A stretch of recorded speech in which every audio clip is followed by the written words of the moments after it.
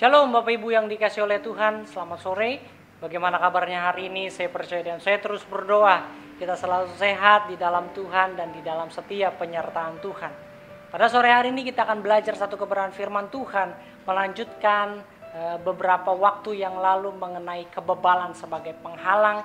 Sekarang adalah bagian yang keempat. Kebebalan di sini sekali lagi saya maksudkan adalah dengan mempertahankan kesalahan, kelakuan yang salah menurut kebenaran firman Tuhan yang kita lakukan setiap hari. Karena dengan kebebalan itu akan menjadi satu habit atau kebiasaan yang buruk bagi kehidupan kita, yang akan mencelakakan kehidupan kita bahkan orang lain di kemudian yang hari.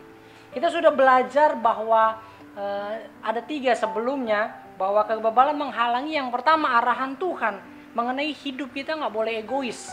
Kita harus benar-benar mengasihi sesama kita. Yang kedua, kebebalan menghalangi yang kedua adalah kebebalan menghalangi ajaran Tuhan, yaitu mengenai kita diajarkan oleh Tuhan untuk mengasihi musuh kita sekalipun. Yang ketiga, kebebalan menghalangi ajakan Tuhan untuk kita hidup di dalam pertobatan setiap hari. Dan pada bagian yang keempat ini saya beri judul kebebalan menghalangi anugerah Tuhan. Firman Tuhan pada sore hari ini diambil dari surat kepada orang Ibrani pada pasal yang ke-10 ayat yang ke-26 sampai yang ke-29. Demikianlah firman Tuhan. Sebab jika kita sengaja berbuat dosa sesudah memperoleh pengetahuan tentang kebenaran, maka tidak ada lagi korban untuk menghapus dosa itu. Tetapi yang ada ialah kematian yang mengerikan akan penghakiman dan api yang dahsyat yang akan menghanguskan semua orang durhaka. Jika ada orang menolak hukum Musa, ia dihukum mati tanpa belas kasihan atas keterangan 2 atau 3 orang saksi. Ayat 29, betapa lebih beratnya hukuman yang harus dijatuhkan atas dia yang menginjak-injak anak Allah, yang menganggap najis darah perjanjian yang menguduskannya, dan yang menghina roh kasih karunia. Demikianlah firman Tuhan. Bapak Ibu yang dikasih oleh Tuhan, kebebalan atau kebiasaan untuk berbuat dosa hendaknya harus dihentikan sekarang juga.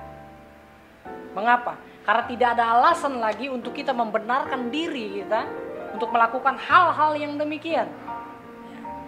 Oleh sebab itu kasih karunia seharusnya tidak kita manfaatkan untuk pembenaran kita di dalam berbuat dosa.